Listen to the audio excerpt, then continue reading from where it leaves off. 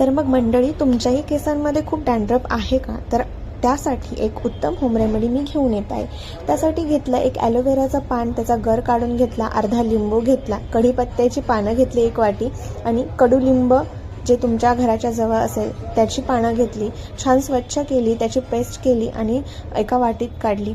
तर केसांची अशी 4 कंपार्टमेंटमध्ये डिवाईड करायचे क्लचरने आणि त्यानंतरनं कॉटनच्या सहाय्याने ते जे आपण मिश्रण केलेलं आहे ते स्कॅल्पवरती अप्लाय करायचे. तर अशा पद्धतीने तुम्ही बघताय की मी छान सगळीकडे पूर्ण स्कॅल्पला अप्लाय करून घेतलं आहे. त्यानंतरनं एक तासभरासाठी ते ठेवायचे आणि नंतर हेअर वॉश करून घ्यायचे. तर त्यानंतर तुम्हाला दिसतीलच की माझे केस किती सिल्की, स्मूथ आणि शायनी झालेले आहेत. हळूहळूच मी ही रेमेडी यूज केल्यानंतर माझा डॅन्ड्रफही ऑलमोस्ट कमी झाला आहे. कसा वाटला व्हिडिओ नक्की कमेंट करा.